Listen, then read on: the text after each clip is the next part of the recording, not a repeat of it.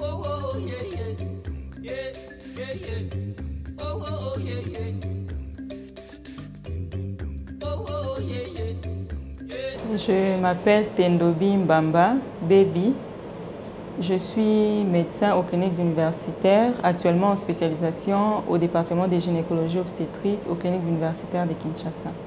Les projets maternité à moindre risque avaient pour objectif, comme le titre l'indique, de réduire la mortalité materno-infantile. Nous nous sommes rendus compte que dans notre pays, les plus grands problèmes étaient la formation. Donc les infirmières n'étaient pas informées par rapport aux signes qui pouvaient annoncer une grossesse à risque.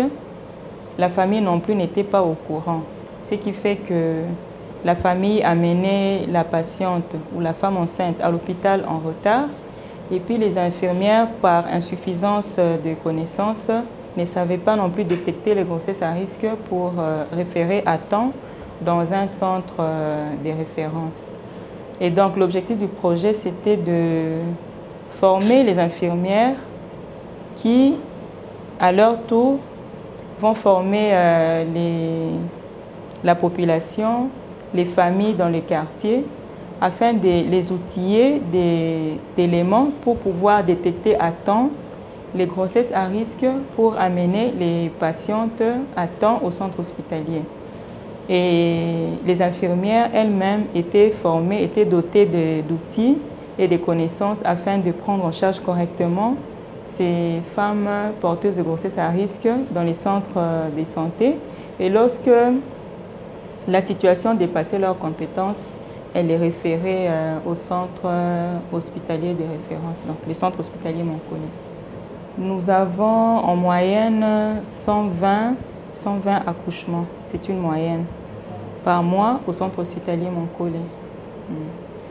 Bon, les difficultés sont que le centre est petit, ici où nous sommes, et donc il n'y a pas suffisamment de lits pour accueillir toutes ces dames qui viennent pour accoucher. Nous sommes débordés très souvent, étant donné qu'ils n'ont pas suffisamment de place, mais il y a beaucoup de dames qui viennent accoucher ici au centre hospitalier Monkole. Il y a, c'est vrai, le grand pourcentage est représenté par les accouchements éthociques, donc les accouchements simples, sans complications. Mais à côté de ces complications, il y a des grossesses simples, il y a aussi des grossesses à risque et des grossesses compliquées. Donc, nous avons les hémorragies, nous avons les disproportions fœto-pelviennes, nous avons les patientes ou les femmes enceintes qui avaient déjà leur pathologie sous-jacente, qui tombent enceintes et qui peuvent se compliquer à la fin de la grossesse. Il y a les hypertensions, donc la pré-éclampsie, l'éclampsie, les infections, les anémies, étant donné que nous sommes dans une situation de pauvreté dans nos milieux. L'alimentation ne suit pas et donc les femmes ici chez nous sont très carencées et donc elles viennent accoucher avec des anémies. Les enfants aussi présentent des problèmes, il y a des cas de souffrance fœtale et toute une panoplie des pathologies rencontrées à la maternité. Bien, Monkole a 3 centres de santé, 3 antennes. Il y a Eliba, Moluka et Kimbondo. Certaines dames consultent directement ici, mais étant donné que dans nos centres de santé, dans nos antennes, il n'y a pas de maternité, les femmes n'accouchent pas dans ces différents centres. Et donc, au dernier trimestre de la grossesse, elles sont appelées à venir consulter ici chez nous. Donc, elles sont vues au moins 1 ou 2 fois avant d'accoucher, ce qui augmente aussi le nombre d'accouchements au centre hospitalier de Monkole. Sans compter les autres qui nous sont transférés des centres périphériques où il n'y a pas de maternité, ou lorsqu'elles ont des complications, ces différentes institutions nous les réfèrent ici. Donc tout cela aussi augmente les attentes par rapport aux consultations observées ici au centre hospitalier Monkole. Dans le projet maternité à moindre risque, il était prévu la construction d'un centre chirurgical, Monkole 2, pour la prise en charge des grossesses compliquées. Et donc, Monkole se charge de la réalisation, si c'est indiqué, d'une césarienne, grâce au projet maternité à moindre risque qui nous avait permis de construire les centres chirurgicaux. Et donc, nous y réalisons les césariennes lorsque c'est indiqué. Pour les dames qui ont travaillé ici dans les le travail c'est compliqué et a indiqué une césarienne. Et pour les dames aussi qui viennent transférer déjà d'autres centres qui nécessitent une césarienne. Donc nous les réalisons ici au centre hospitalier Moncole dans les centres chirurgicaux. Bon, ça c'est un problème très sérieux parce que nous sommes dans un pays très pauvre et donc la césarienne pèse beaucoup. Mais étant donné qu'il s'agit de sauver la mère et l'enfant, nous nous empressons d'abord pour nous occuper de la maman et de l'enfant. Donc nous réalisons immédiatement la césarienne lorsqu'il le faut pour sauver le couple mère et enfant. Mais vous allez comprendre avec moi que nous ne pouvons être que déficitaires étant donné que la population est démunie, elle est pauvre.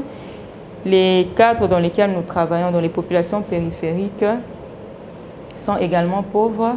Et donc, Moncole étant un centre de référence, recevant aussi beaucoup de patients venant des différents centres, nous nous retrouvons au fond, en fin de compte, démunis, parce que nous avons déjà utilisé toutes nos réserves et donc nous sommes toujours à bout de souffle pour pouvoir faire face à ces difficultés. Donc constamment, nous avons des difficultés pour prendre en charge les femmes qui viennent en urgence et les autres aussi pour les césariennes. Étant donné que le travail que nous réalisons est un travail de qualité, nous sommes contents chaque fois de voir les effets positifs de notre travail, en ce sens que nous avons sauvé la mère, nous avons sauvé l'enfant, malgré les conditions difficiles.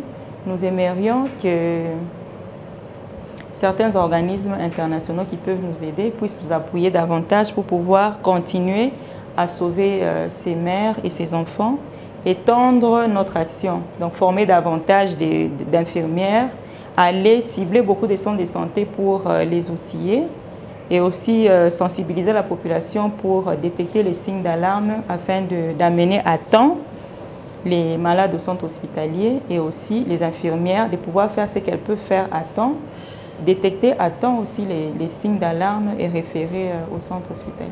Étant donné que la majorité des malades que nous recevons, ce sont les mères et les enfants, il serait bon de renforcer le côté bien sûr pédiatrique, néonatologie, mais surtout l'obstétrique, la gynécologie bien sûr, mais surtout l'obstétrique aussi, pour pouvoir donner les soins de qualité aux femmes enceintes et aussi aux enfants qui vont naître. Donc il est vraiment opportun d'appuyer ces côtés-là, l'obstétrique en particulier, pour pouvoir faire naître des enfants dans de bonnes conditions et des enfants de bonne qualité.